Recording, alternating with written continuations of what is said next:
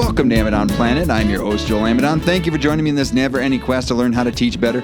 Today on episode 115 of the podcast, we are kicking off the month of Joel with a bang. We're celebrating the return of my favorite podcast, 60 Songs That Explain the 90s. Well, I guess we're it's kind of returning. That's right. My favorite podcast, it's got the most confusing title, and it's getting more confusing, is back to talk about songs from the 2000s. That's right. The original run of the podcast, 60 Songs That Explain the 90s, that actually was about 120, I think it was exactly 120 songs, is now extending into the 2000s. So the actual title now is 60 Songs That Explain the 90s, the 2000s. And it's perfect. It's perfect. That's what it needs to be. And I was on my run this morning. I had a great run. I think I was running faster because I was so excited to hear Rob Harvilla, the host of 60 Songs That Explains the 90s, the 2000s, and the original 60 Songs That Explain the 90s. Same guy that's been a guest on this podcast twice, not only to talk about the podcast, but talk about his book. Anyway, I was listening, I was running, everything was feeling good, and then I had some thoughts about how could we celebrate this moment that this podcast has returned. But then also, I guess I've never really talked about the lessons I've learned from teaching. And so kind of thinking about, okay, this renewal, this reboot, and thinking about some lessons that I've learned about teaching. So I've got 5 lessons for learning to teach better from the reboot of 60 Songs That Explain the 90s. And make this a quick episode. Number 1, be unapologetically you. Rob Harvilla is Rob Harvilla, and he's going to talk about his experiences as a rock critic from back in the day. He's going to talk about himself as a father and a dad and living in Ohio, all that sort of, and there's no apologies. It's just embrace it, fall into it, love it, right? And so thinking about those different experiences that you have and then rolling it into something like a podcast like this is exactly the kinds of things that I want teachers to be. Because sometimes when I'm dealing with pre-service teachers and or even parents, right? You putting on, and because parents is a form of teaching, parenting is a form of teaching. So, or coaching, whatever, you're taking on or might be like acting like those roles, acting like a teacher, acting like a parent, acting like a coach, when you're not becoming the parent, the teacher, the coach that you were meant to be, right? And when I get to see one of my students or pre-service teachers, like I can see it's their personality out in the world. And I've gotten to see this because I get to observe some teachers, and I saw one of my former students, and I'm seeing one of my students and I see what she's doing in the classroom. I'm like, that's her.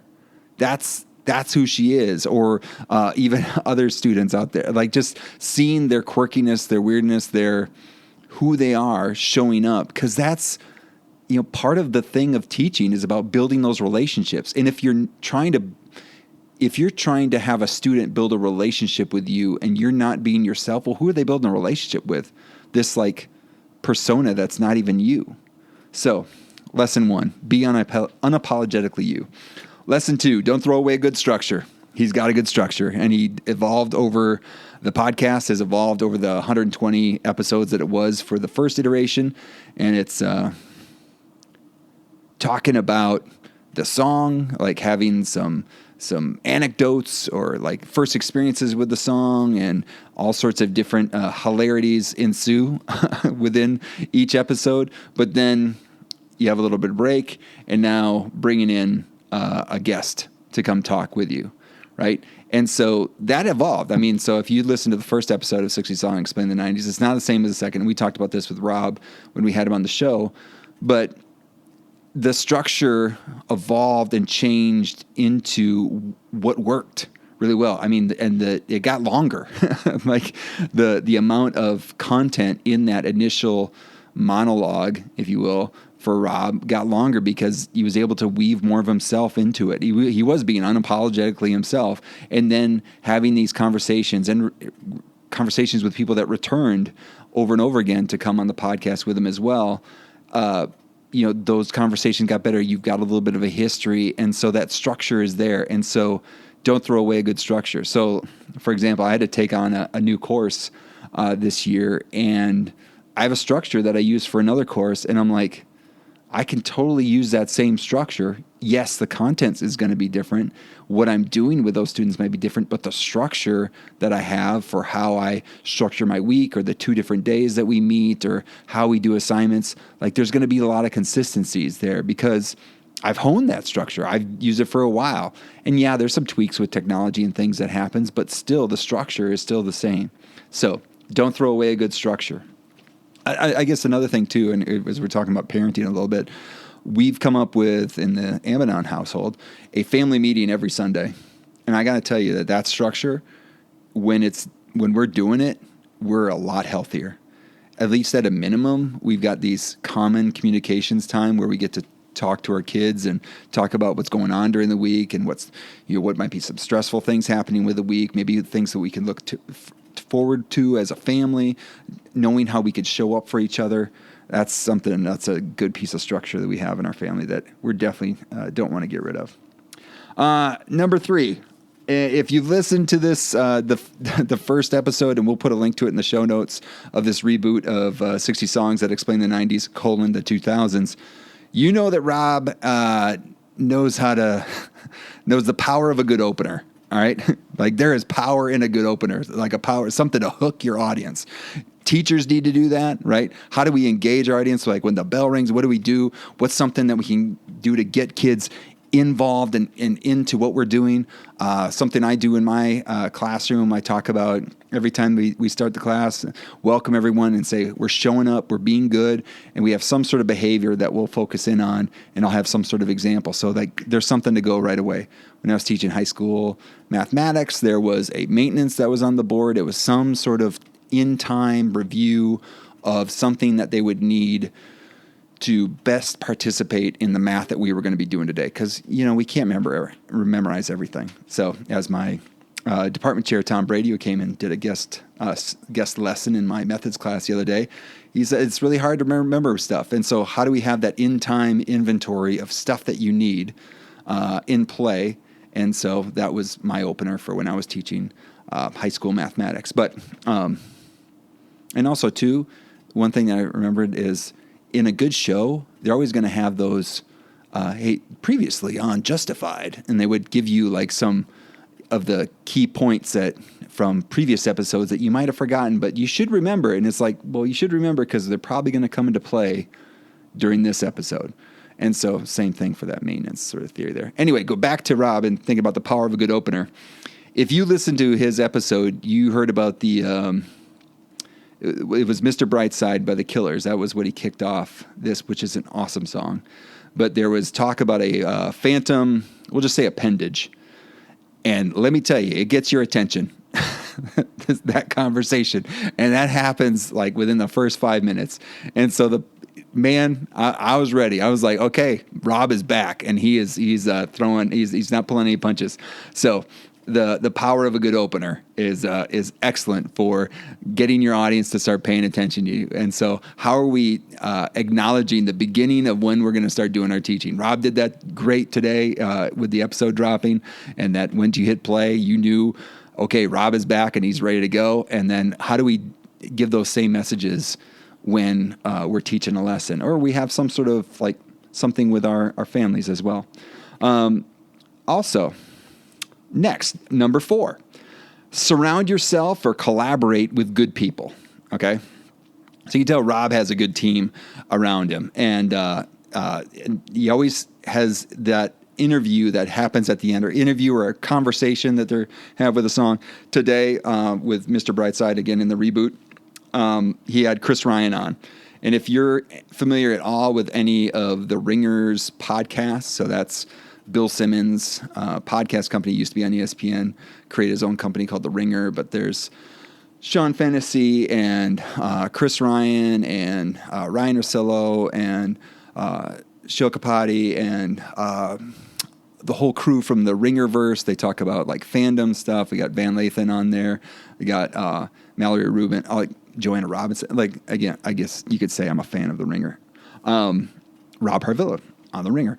Anyway, he had Chris Ryan on, and Chris Ryan is on a number of podcasts. One of the ones I really like is Rewatchables. Maybe we'll talk about the Rewatchables on a future episode of Amidon Planet, because I think there's some good lessons in there, and actually some lessons that I've taken into my own podcasting. Anyway, Chris Ryan comes on. Chris Ryan is the number one glue guy, number one guy to add value to what you're doing.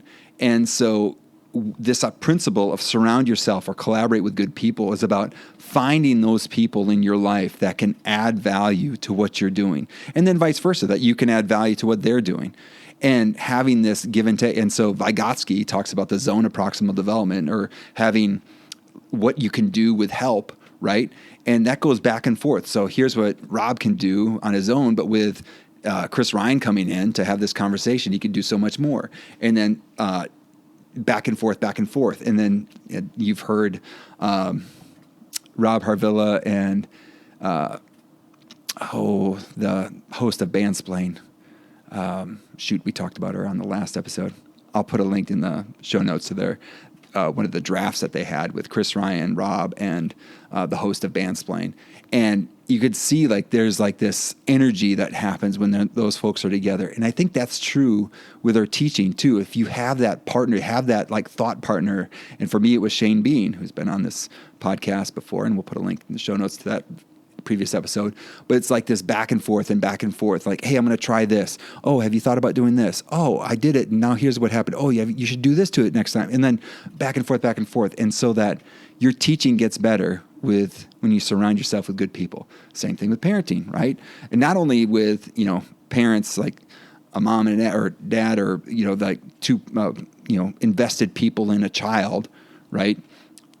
Not only that, but having other parents that you can talk with and collaborate with, or if it's in a church group or whatever, where, I know that my wife and I saw other great parents doing the things that we were doing ahead of us. And so we were like, okay, those are some things that we want to do.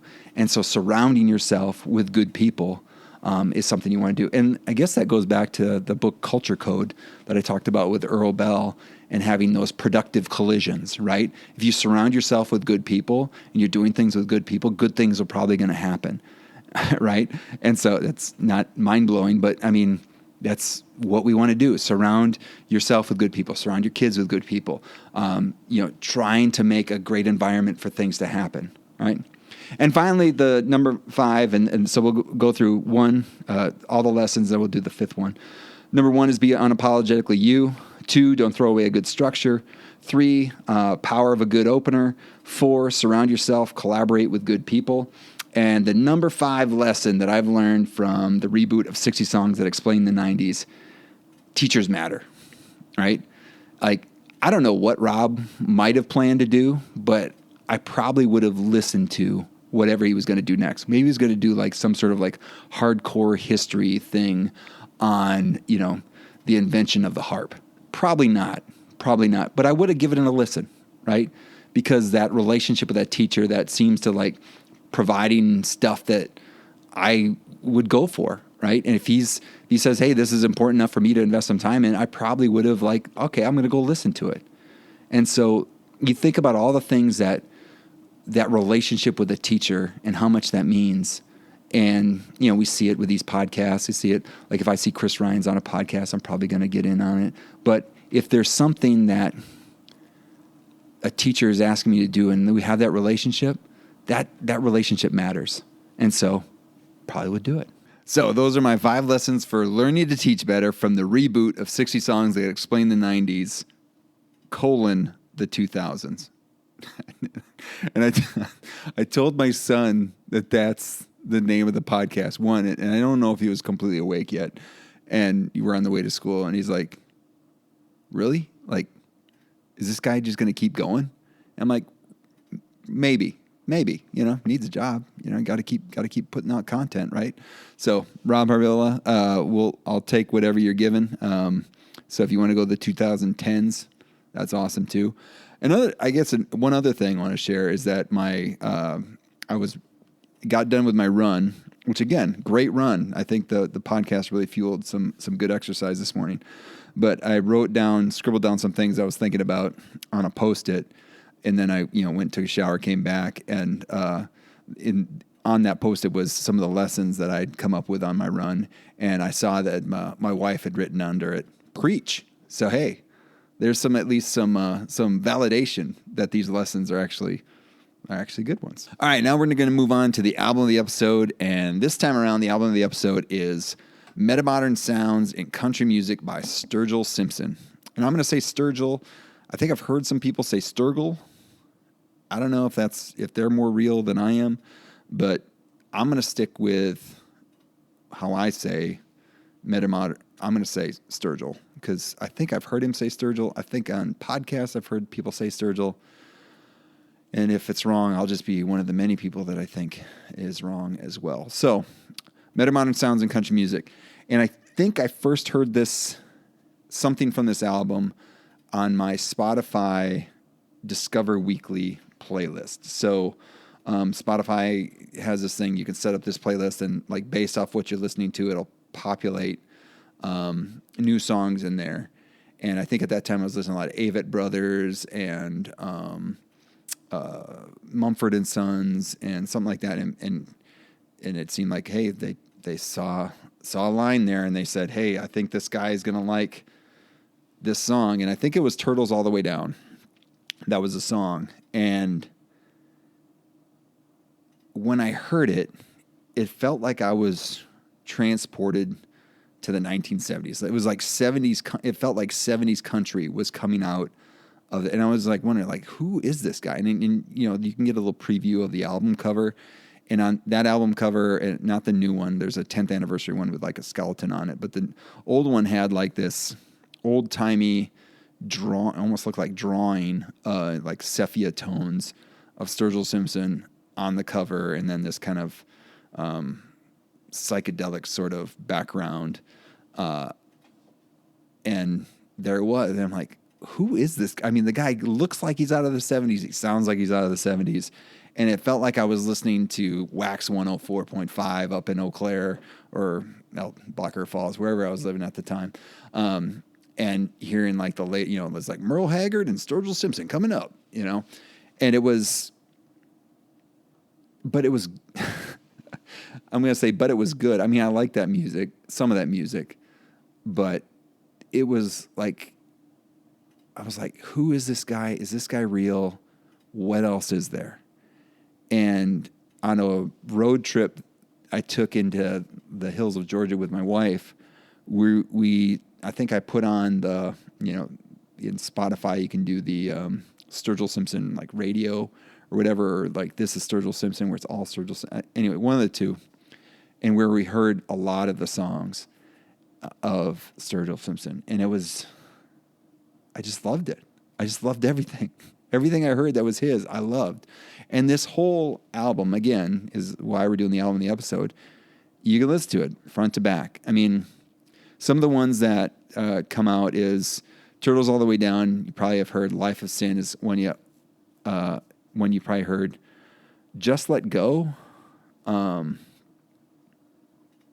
is one I think that might be my favorite. Is like it has this line, woke up today, decided to let go of my ego.